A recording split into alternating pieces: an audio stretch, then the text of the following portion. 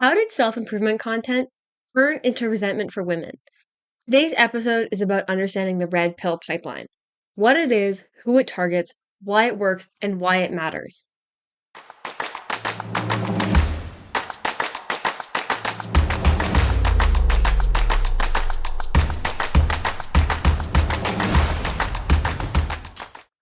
You're listening to Fed Up but Figuring It Out, unpacking politics, culture, and global power. If you ever thought, why does this all feel like bullshit?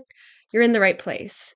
I'm your host, Pri Mignot. As always, everything cited throughout this episode will be in this episode's description.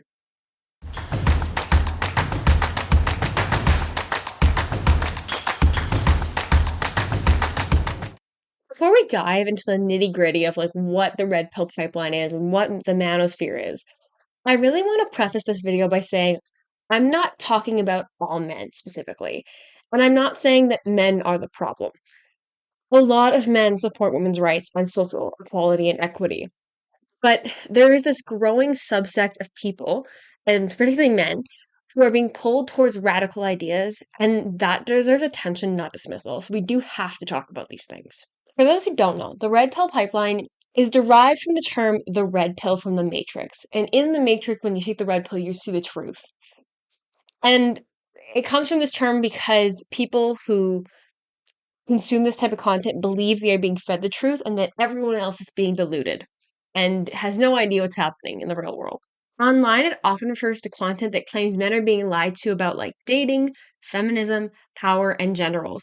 And it's apparently a thing that all of society's in on, it's a big lie and a big conspiracy theory, and these men are seeing the truth through this content. The real truth that these content influencers try to showcase is that the world is anti-male. They're trying to give people an idea that everything is anti-male and everything is against men. And that is the truth they're missing. That's the truth that they can't see. And it's the idea that men are the one true and only victims of the system that literally fucks everyone. So, yes, yes, men are victims of systems, but simultaneously, in this world, they're being painted as the only victim. And it is all of equality's fault and women's fault and gay people's faults and racial people's faults that they are the victims of the situation. And it's that's the truth that they're trying to sell in this red pill pipeline. And I really need to emphasize that it is a pipeline. It's not a single belief. Often people start at one end and then they slowly consume content and get trickled out and put down further into it. Typically, it often starts with men looking for advice online about self-help things, fitness, dating advice, men's mental health, all these topics that all of us go online for. These things that seem very harmless at the beginning and can remain harmless, but seem very harmless at the beginning, can kind of funnel into this thing called the red pill pipeline. And through the pipeline, these ideas and these large concepts that we all look for answers for gradually shift towards anti-feminism content, mocking femininity, mocking women, and those under the LGBTQ plus umbrella. It turns into resentment for different groups. It turns into resentment for just everyone. Gender essentialism, political radicalization, and a denial of history. So again, it starts out very harmless.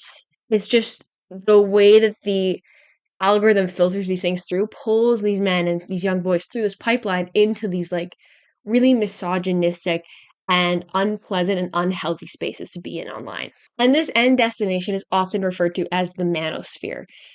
So if you've ever heard the term manosphere, that is what they're talking about. They're talking about the end kind of thing of the red pill pipeline.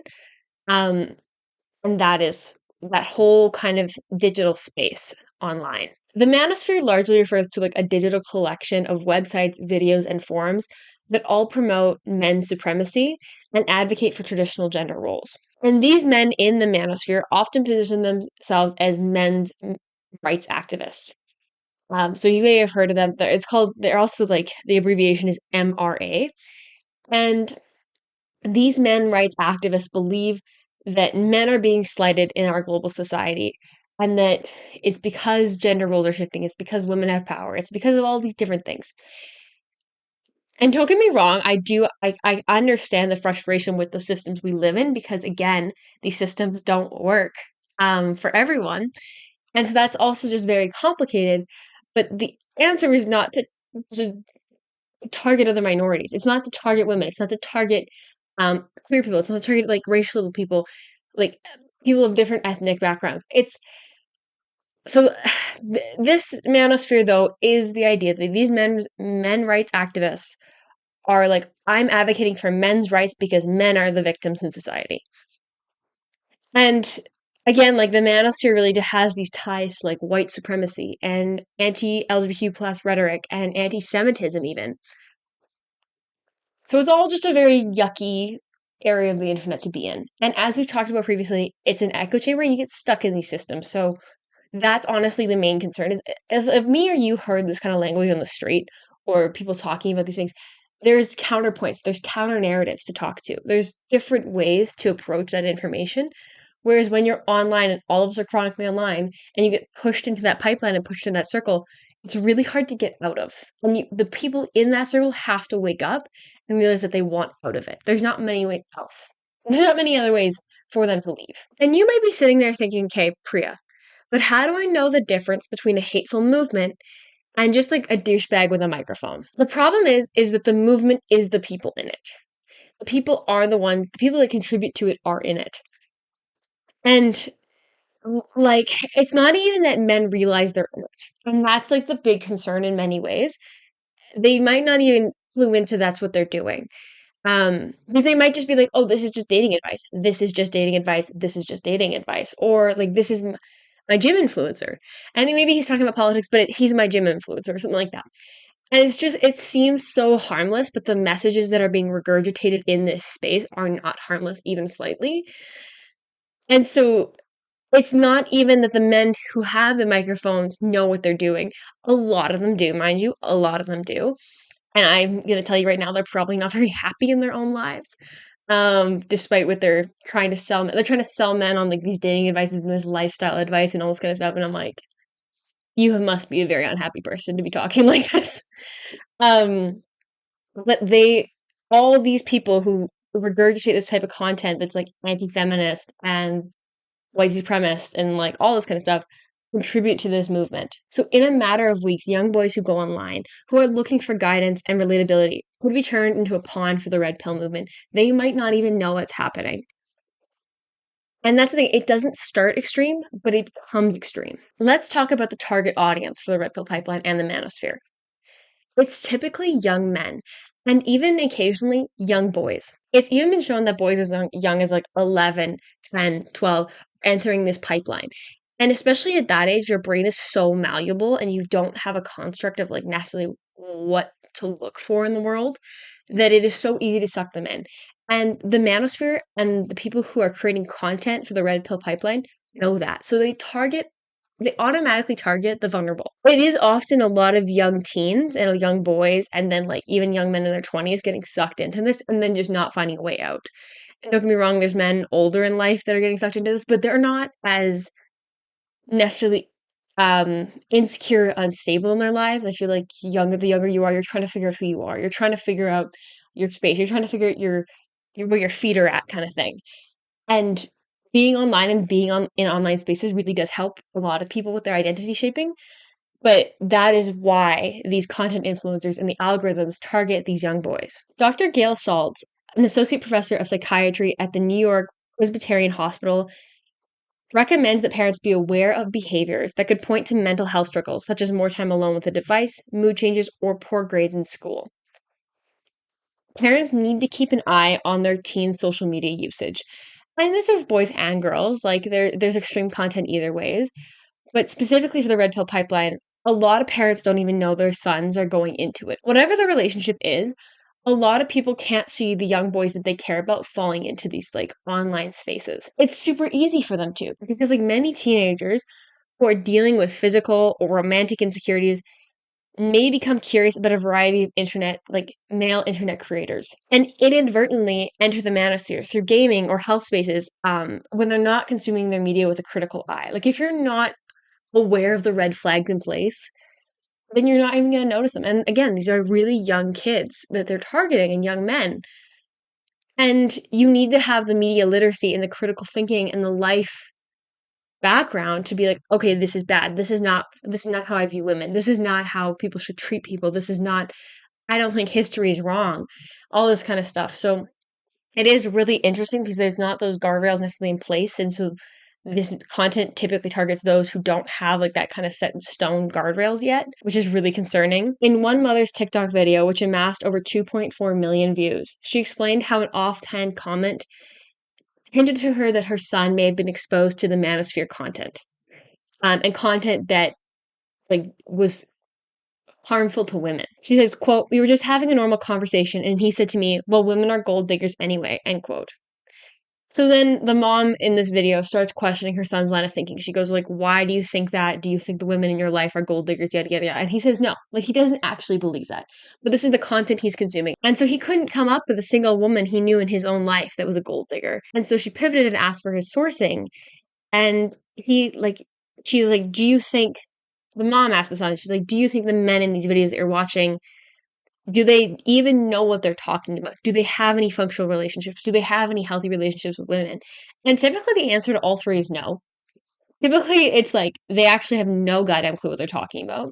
And it's just like a confident, strong voice, and deepen my voice for that, a confident, strong voice telling boys what they want to hear, telling them that it's not their fault that they can't get a girlfriend. It's because women have too much power now. It's because, and there's like this common misconception in the manosphere that 80% of women only want 20% of guys. And it's like, you need to be the toughest and like all of this like super macho bullshit. And that's not even close to true. And it's all these different lies that they sell to men that make them believe it. It's just so easy to consume and so readily available that these boys are taking it in without considering what they're hearing. And that kind of information goes into their brain, and it's not that they're critically thinking about it. So it just like seeps into their consciousness. And that is why it is so dangerous, is because it's like you might not inadvertently have no idea the guy you're talking to has been consuming manosphere content or red pill content. And then you give it like a couple of weeks and you hear an offhand comment and then you hear another offhand comment and you're like, okay, all this kind of stuff is like pointing for red pill content. And then you're like, oh, you're actually in it. You're like, you're in it. And we can have a conversation, but you are so disconnected from reality that it doesn't even matter. So again, the red pill pipeline typically targets those who are lonely, economically uncertain, socially disconnected, sexually rejected or not experiencing romantic attachment, and or confused about their masculinity. Because again, we talked about in this previous episode, masculinity is confusing. Like, we're all confused about like what it means to be our gender. And I think there's a lot of talk right now about what it means to be a man. And there are so many different versions coming at people, and they just want a solid answer. They want something they can attach themselves to. And so the red pill content often gives these young boys and young men an idea of what it is to be a man. And let me tell you, none of that is the correct way to do it, but it gives a sense of assurance to these young boys.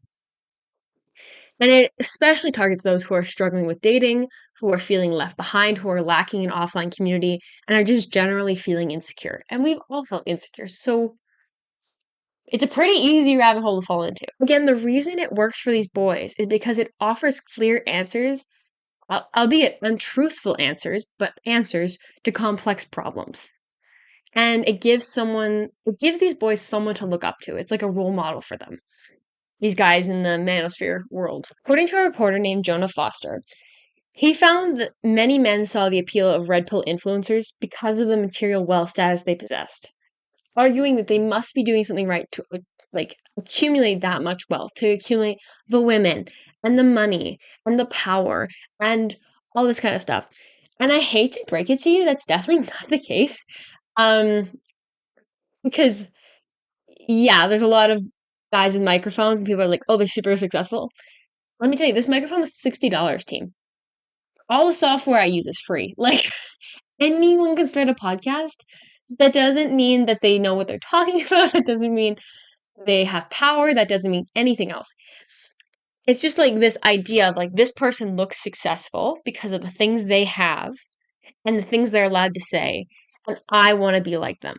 It's more of an aesthetic craving that Foster argues draws these people in. So it's like these guys who flash their lifestyle of girls and cars and money, all while preaching that women no longer respect men and that men have gone soft. And that is a big concept in here, is that like in the manosphere, it's like women don't respect you. They don't care about you. You can use them and bitch them, like kind of idea. And that men who get attached and form connections and have humanity, which is like again humanistic, and like how we operate, they're the ones who have soft. They're the ones who have gone wrong. And again, if you think about it all critically, all of that's bullshit, but a lot of people don't. A lot of men also end up in here again because we, again, Foster points out, because of the concept of masculinity confusing them. And mind you, I think masculinity confuses everyone because of this such a rigid definition, and we don't have a rigid definition for femininity. It's just a bit of a wreck in the concept of that you need something to hold on to for dear life to be a man. Again, he points out that most of these men rights activists in the manosphere are either in like the super rich category or entering that kind of category, and they sell the lie that the more alpha you can get, or if you get alpha enough, which means just like douchebaggy enough and strong enough, ideally, is what they're kind of selling, you'll get that too. You'll get to be rich. You'll get to do all that kind of stuff. I don't want to break this to you, anyone, but that's not going to happen. That's kind of harsh. It's a harsh world. It's an unattainable ideal they're selling. And why do you even want that ideal? No women respect those men because they're assholes. And most people are not going to be in the ultra rich category. And again, that feeds into that insecurity. Like, why don't I have that money? Why don't I look strong enough? And this cycle and this area of the internet actually makes insecurities worse because you're seeing all these men who are saying, like, this is what's wrong with you. This is what has to change. And it's like, it's such an unhealthy space, even for men to be in. And it makes things just dramatically worse. And then they become even more, a lot of men, not all men in this space, but a lot of men who don't leave the manosphere become more and more insecure, and they compensate with that by being more of a douchebag and more of an alpha because they're like, I need to prove my masculinity somehow. I can't measure up financially, and I can't measure up necessarily physically, or whatever the case is. And I know I'm not getting all the girls, and I can't get the cars, or whatever the case is. And so they're like, I'm just gonna increase this persona of this super toxic masculine dude. And that is not the answer either. Because the newsflash is you're not going to get to that ultra rich. You're never going to be enough of an alpha. Alpha, again, I say that very loosely because it's a stupid word. To do these things, to have that money, to have the girls, to have the cars, to have the lifestyle. Like, all of that is fake. Again, the manosphere offers something to blame. It doesn't, you don't have to take any accountability for what's going on in your life. You're just like, oh no, I can't do this because of this. And not to say that everything that is going on in your life, like financial insecurity, relationship insecurity, all this kind of stuff, physical insecurity, all of that is not necessarily your fault as an individual. But in this manosphere, there's no accountability. There's no accountability. And so in a regular world, you take accountability because, yeah, part of the things that happen are your fault. Part of the things that are going on in your life, you have to take accountability for. And a lot of it, again, you can't, but that doesn't mean you blame. Again, it ties into everything we've been talking about this whole season about how, like, politicians will blame minorities for problems when it's not their fault at all. And the manosphere will blame women for these problems when it's not their fault at all. It's just an easy thing to blame rather than the entire systems that set this whole thing up. The manosphere also offers a sense of belonging, and it's sort of a form of grooming for these men because they trickle in and they get more and more groomed to be accepted into the manosphere as they go through this pipeline. And the entire thing, as we said, is grounded in false facts. And so, like, men will start consuming content that's like gateway content, like fitness influencer content, whatever else. And then they're all of a sudden on a video that promotes the idea that men are superior.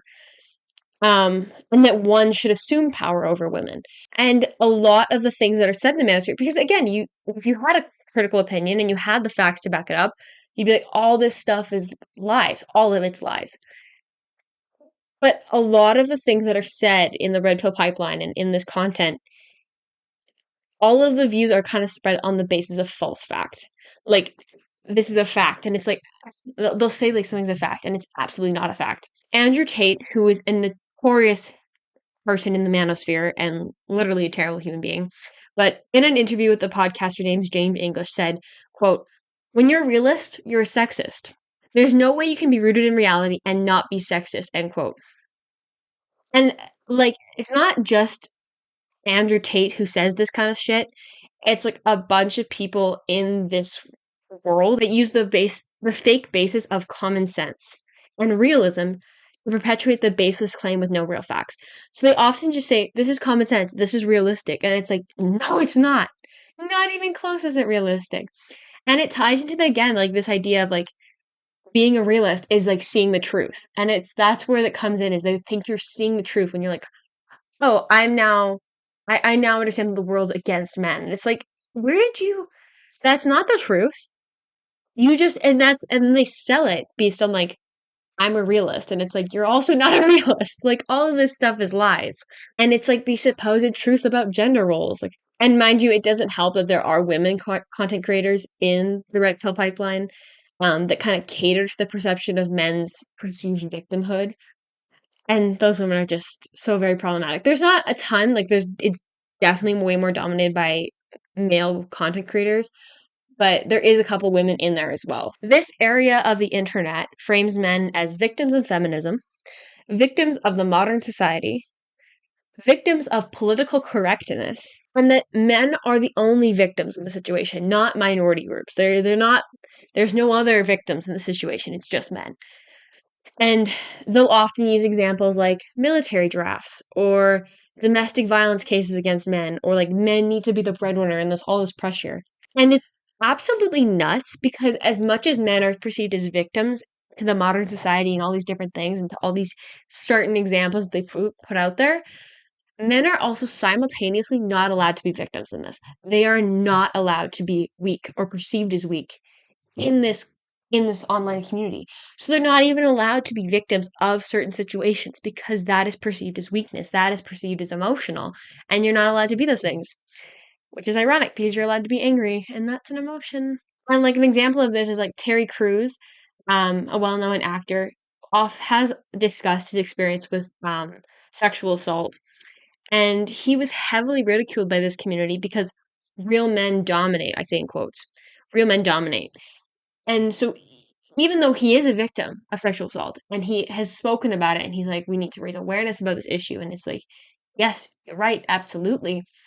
The men who simultaneously cry victim and cry wolf, when something happens, they're like, that's on you. And it's like, you're not playing either side right. And in this case, Terry Crews is a victim. Like, it's just weird that you're not allowed to be, and simultaneously you were only allowed to be a victim in the manosphere. And like the commentary about like men being drafted in the military. We've talked about this in a previous episode. Men made the draft. Men made the laws that made men go into the military draft. Men have historically created nearly every war. And so you can, and they get mad at women in the manosphere for the draft. And it's like, you can get mad at the system. Women had no necessarily say in the matter of how the system was built, of how the draft was set up.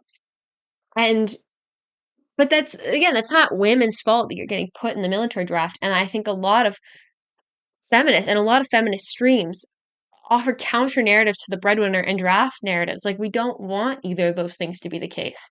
And feminist streams of thought and a lot of content also support victims of sexual assault, whether they're men or women. And again, we're not talking about all men. We are talking about the men who fall into this pipeline. And it is becoming an increasing issue. So we just need to talk about it because it's ridiculous that it's even happening. One man named Kelvin went into the manosphere and kind of talked about his experience coming out of it. And when asked what the most extreme thing he encountered in these like alt-right spaces, because again, the red pill content is extreme right. It's not left, I'll tell you, but it is extreme right. And so the question was, what are these extreme things that you've encountered in this alt-right narrative? And he said he was shocked at the denial of well-documented historical facts. And for example, for this, he would say that like a lot of people in this manosphere content would say like quote unquote slavery was not that bad, or black people victimized themselves. It's not It has nothing to do with historical facts because the history doesn't actually exist in the manosphere content. It just doesn't, it's not real. And there's even like talk about how the Holocaust didn't happen and that Jews control media. Like, it is such a denial of basic truth that it's insane that anyone even falls for it. But yeah, it's not even that they lie about sorts of constructs like gender roles and what women want and what men need to be and all this kind of stuff. Like, all that's lies. But they also will lie about the stuff you learn in school. They'll also lie about historical events. They'll also say this didn't happen, or because it doesn't fit their narrative. It doesn't fit the narrative that men are victims. It doesn't fit the narrative that typically in this space, white men are the victims of everything. And it's like, well, if you look at slavery and you look at the Holocaust and you look at history, the facts don't line up with that. So of course they're going to deny that. Again, because of the echo chamber, this like denial of history and the victimization, like all this fundamental untruthful space is being created. But it creates a dangerous level of like groupthink and closed loop thinking, which again, there's no counter narratives to in this space, pushes people who want to argue these points, or even if you're in the manosphere, you're like, actually, I agree with everything you said about how women hate men, but I'm now confused why you're saying the Holocaust isn't real because that definitely happened. And then it's like you're getting pushed out because it's like, no, you have to just believe everything you see in this perfect little bubble for you to exist in this bubble.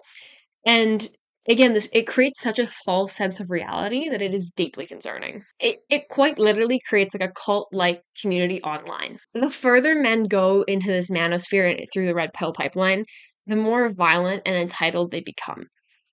And we can kind of see this with like the existence of incels. And incels are considered involuntary celibates. Um, and they are an extremely dangerous group. They hate women. And in the fact that they want to be violent towards them. And the further and incels exist within the manosphere, they exist the further you go down into the manosphere and the further you go into this pipeline.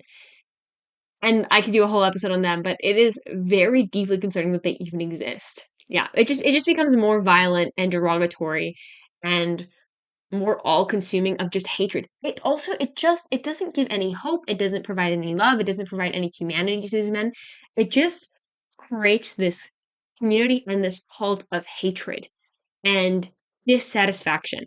And it's like, why are you doing that to yourselves? Even like I understand propaganda works, but it is not helping you even in the slightest. If you haven't noticed, a lot of the content we've talked about so far this episode ties back to different themes from earlier this season. Like, for example, the men's mental health episode we talked about, which the men's mental health issue right now is very serious and it's real and it's undersupported. And a lot of that comes down to like men aren't forming these close connections. They're not allowing themselves to open up emotionally. They're killing themselves at higher rates.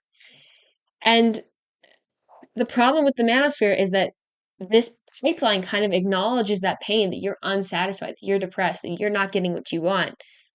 But it redirects it towards anger and not healing. It doesn't give you a space to become a better person. It doesn't give you a space to become a better in general.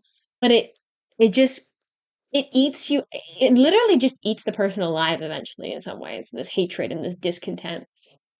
And so that it ties into that aspect, like because the men's mental health crisis, men are vulnerable and they're falling into these things. The other kind of thing it touches on is like the idea of populism, which is like the elite versus ordinary people logic.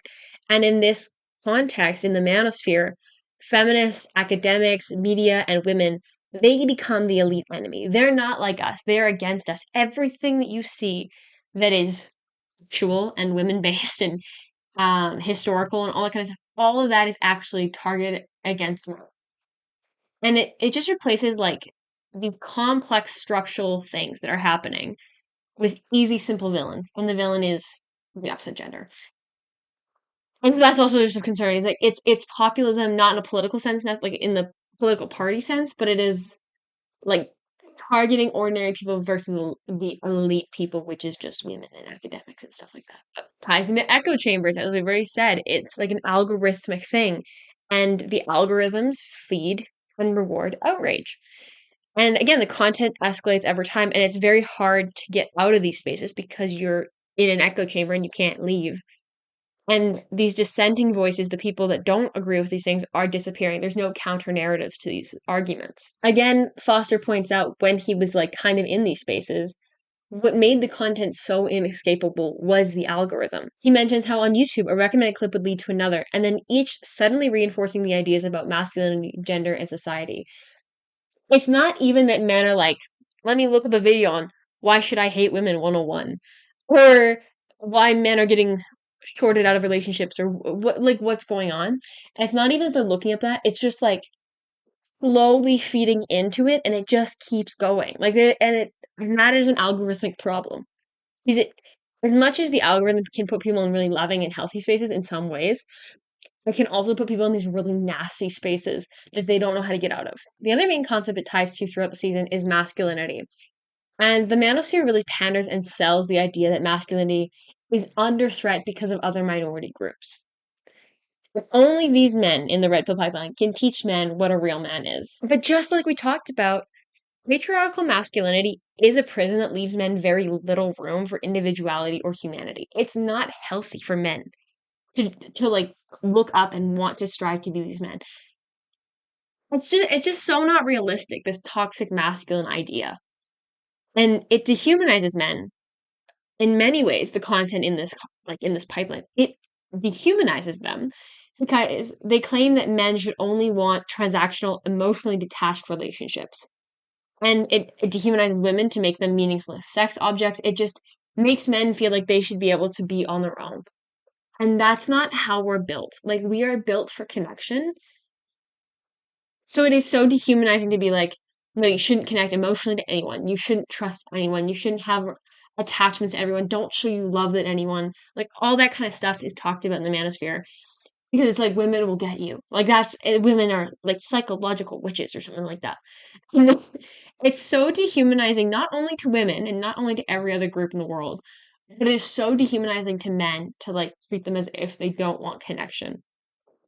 And it leaves no room for cross gender or even like same gender friendships, honestly. The reason that this is so concerning is because it has social and relationship impacts. There is this rising hostility in some ways between genders and a growing distrust in dating and relationships. And maybe we've all seen it, or maybe I have just seen it, but there is this kind of like, when I go on a date, I'm like, is this man consuming red pill content? Will I know right away? And that is also concerning because I'm like, if you're consuming that content, I don't want to date you. Because that's dangerous. Like, that's not healthy. And so a lot of women who are in this space who are realizing that quite a few men are consuming this content are just opting out of dating entirely. They're like, we're done. Because it's just not worth it. And because of this, I think a lot of men, or some men, I guess, who go into this pipeline, some men are feeling increasingly resentful and isolated as a result of what is happening with dating. And the manosphere again, like, regurgitates and reasserts these self-esteem issues for men. They're scared they aren't measuring up. And I don't mean to burst your bubble here again, but like, typically women find men less attractive the further they go into the manosphere. Like, the manosphere men, the content creators, are not attractive to most women. They are like the worst of the worst. And women are opting out of dating rather than meeting any men who are like falling into those following those guys as like role models, okay? So it's not the manosphere is not even attractive to women. And yet that's what men are kind of sold in it, that they're like they'll get the girl based on like this kind of stuff. So it is having these social and relationship impacts. And again, like tying into dating, there is a growing gap between men and women's values. And maybe that's always existed. For example, political views are someone's values. What you value shows up in how you vote. And the question is often, I've heard many times, is why would I join my life with someone who didn't share my values? And that doesn't mean you can't vote for different parties. It just also means like, if my values are this, why would I be with someone who actively votes against them? And this also was really reinforced for minorities, so this includes women, but also people who are intersectionally a minority, because they typically have more to lose when right-leaning parties are elected. So like abortion rights or immigration rights or queer rights, like all this stuff is on the table for when right-leaning parties get elected, and that is deeply concerning to a lot of people. Why would people actively pursue relations with people who vote against their rights? That doesn't make any sense. And it is just this concern, and I think we see it more in the States. So political and ideological polarization is affecting the dating. It just is. Men tend to vote more conservatively, and women tend to vote more liberally. And that is not just in the States, that is also becoming a serious divider in dating, but also in Canada. Like, a lot of Democratic women will not date Republican men. And similarly here, even like, and I mean, it's a little bit less extreme in Canada because it is a little less extreme in Canada because we have multiple parties. Um, but there is even a growing divide. Like, I know some women will not date conservatives. And I think it's just this also just this growing fear of like, I don't know if these men are conservative because they're fiscally conservative and they believe in this kind of stuff, fine, or they conservative because they're consuming red pill content and they don't believe in women's rights. It's just that much of a divide in what you're looking at. And so I think that is deeply concerning to a lot of people. I'm not saying that the dating market is exactly a direct causation or solely a causation of the manosphere, but the manosphere is definitely a contributing factor into how people vote, and it's also a contributing factor into how people date. Like, it is such a deep concern to be dating someone who's consuming red pill content for a lot of women. And that is why they just steer completely clear of dating anyone who's even right leaning, because it's like, we don't know what you're seeing. We don't know what you're consuming. And do you treat women like humans? Like, and it's just like that kind of stuff. And again, it's not all men, it's not the majority of men, but it is a decent amount of men that a lot of women are just nervous. The other concern is that media literacy is already struggling. Many people don't know how to verify sources, and they don't recognize ideological framing in the content they're consuming. They don't see the very clear lenses that are being put on top of it. And this is particularly worsened for men in many ways because a growing subsect of men are not pursuing post secondary education. And that is not because education makes someone better, and it's not because you have to pursue a post-secondary education or like that makes you a better person or smarter or anything like that. But it is a little concerning because post-secondary education often teaches source evaluation, critical thinking, and media literacy. And so post-secondary education and education in general at any institution is not the be-all end-all, and you don't have to have those things. But a lack of exposure to critical analysis makes people more vulnerable to misinformation. And if you're not taught how to critically examine media, then you're going to fall for it probably. And that is just another concern, is that this manosphere content relies on people not being able to think critically. It relies on people just accepting a false narrative. And if you have the skills to be like, okay, this is the ideological framing behind this, this is the critical thinking behind this is the media literacy behind it, all that kind of stuff, it blocks it more and more, and you are not as likely to fall down that pipeline. So again, post-secondary, I'm not saying post-secondary education is for everyone, and I'm not saying you should go to it just for this reason, but I am saying that it is concerning because a lot more women are in post-secondary education now, and it's like, okay, we're seeing the things that are going wrong. It's definitely a bit of a concern. The question is like, how big is this problem? How big is the manosphere? It isn't a fringe thing anymore, and I wish it was, but it's not a fringe thing. I'm not going to say the majority of men are in it. But I'm definitely going to say it is a subsect of men and is a growing subsect of men. And that is deeply concerning. Like, for example, Andrew Tate, Joe Rogan, and Ben Shapiro, who are all manosphere influencers, have over 7 million followers on YouTube. Um, and even like certain academics, like Jordan Peterson, are kind of becoming a part of this. Like, and it's the attraction is that these men often have like confidence and certainty and like have this clear gender hierarchy they have in mind. And that is the concern, is that these men they seem like they have it all together, but they don't.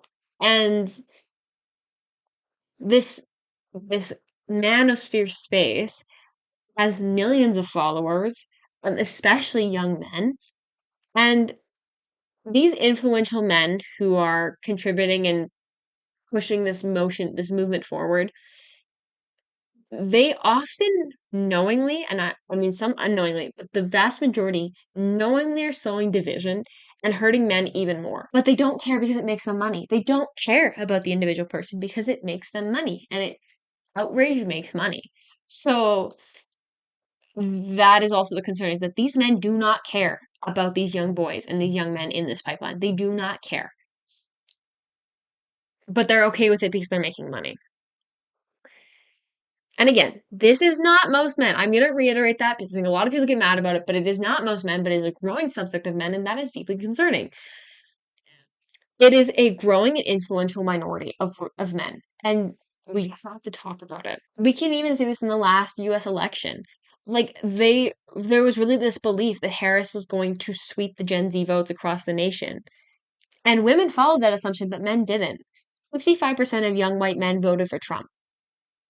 And in an article, it points out that in recent years, the nation has seen a steady rise in conservatism among white youth. And I'm not going to say again that that's the manosphere, but it is that concern that that is the content they're consuming and that is why they're voting that way.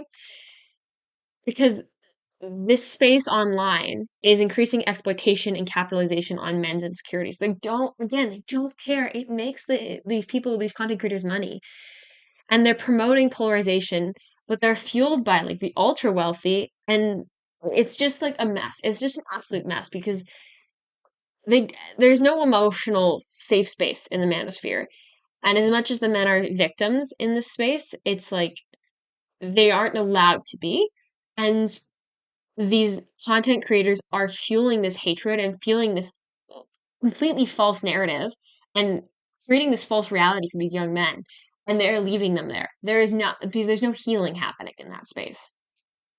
To reiterate, the manosphere really does like draw on the fact, draw people in because of its simple explanations, the tradition of roles, and the promise of restored status. It really does show all these things, and it really frames progress as like a theft of like manhood and a theft of like what these men deserve. And for men who already feel powerless or insecure, this narrative is like extremely validating. Because it doesn't, again, it doesn't radicalize through hatred first. You don't start with hatred.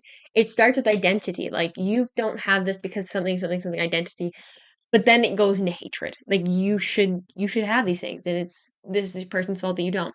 So why this all matters is that it's not about canceling or like shaming anyone because propaganda can happen to everyone. I also have heard the narrative before, and I can understand the confusion and the contradiction with it in many ways, is that why should I care about men or the manosphere when they never extend the same courtesy to me? Says every group oppressed by men ever. And I was watching this woman's video, and she had a really great point. She was talking about the manosphere, and I listened to like a whole hour long video of hers. But she was saying that she really struggles to pull men out of it and want to pull men out of it because she's like, these men don't respect me as a human being. And it was a black woman, so she has even more valid reason to say that. But it was like this, I don't care about saving them. Like I want them to come back and be better people, but like I don't have the energy, and why would I put myself in that situation when I know that they don't see me as human? And it's like I totally get it, like 100%. It's totally valid and to like to dip out of this whole situation. And it's hard because I think every woman and every person has been hurt or dehumanized and violated by men. And that's also men. Men also hurt, dehumanize, and violate men. But all of us have been hurt by men before, and like right now the manosphere is them digging their own grave. It's their own fault that they're in it in many ways. The problem is people can change and they can be rehabilitated. And if you're like, that ain't for me, I don't want to do it, there's actually no shame in that for me. I don't think that's a problem. But I also think we shouldn't put down people who are actively trying to pull men out of this space or trying to shed light on the red pill pipeline and the manosphere. Because I think there's also like this shame where it's like feminist spaces shouldn't be focusing on men's issues. But simultaneously, this is all of us issue. This is a concern for everyone. And if you don't want to do the work to pull these men out of the manosphere and you don't want to talk about the red pill pipeline, you don't want to talk about the manosphere because like that is them digging their own grave, fair. I just think we also can't shame people for trying to do that or trying to pull them out of that because that's also important work. And the truth is, at the end of the day, the men who are indoctrinated into the manosphere, they have to do the heavy lifting and learn empathy for themselves and others and understand that it's not a weakness that they've been programmed to believe. Like they have to pull themselves out of that system. And like all the articles I've read for this episode about men who have fallen into the manosphere or red pill pipeline, all of them say that they realized that they were in it. They something clicked in their head that they were like, this content is no longer serving me. It's not correct. It's actually hurting my relationships. And they had to pull themselves out of it. So there has to be a level of awareness within these men in this space that they are in the space that isn't healthy, and that comes from their own internal reflection. And you can't make anyone do that. So that is also the problem. So it's like as much as like we can talk about the red pill pipeline and the manosphere and say like all this stuff is bad and be concerned, they have to do the heavy lifting and get themselves out of it.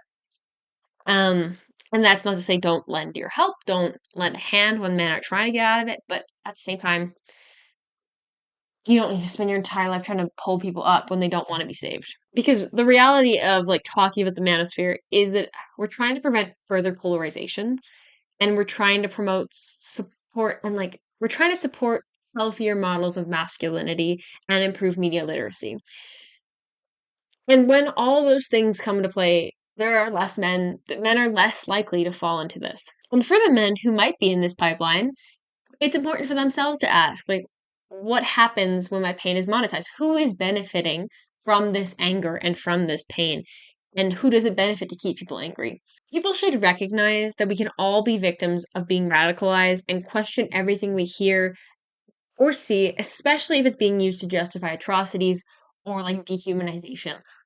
We need to start checking ourselves, and that is for everyone. I think we could all use a lesson in that, especially the men who are starting to like be feeling insecurity and going online for this kind of stuff. It's just important to start asking yourself these questions and like what is going on, whose ideological framing is this, and whatever else. At the end of the day, most men believe in equality, and most men want connection and not conflict. But ignoring this pipeline and ignoring this online sphere is not going to make it disappear. Understanding what the manosphere is and what the red pill pipeline is the first step towards better conversation and better policy on this stuff and better relationships. And so we need to be talking about it. And that's not to like fearmonger, that's not to like freak people out, but it is to say like we need to be talking about this because it is a growing concern. If we don't talk about how people fall into these spaces, we'll never be able to talk about how to bring them back out. Thanks for tuning in. If you had an aha moment or enjoyed this episode, pass it along to a friend, drop a quick review, and let's keep chatting over on Instagram. Let me know what you thought of today's episode and share this with others who you think might also enjoy learning about the manosphere. Sharing is caring and it helps this podcast grow. I'll see you in the next one.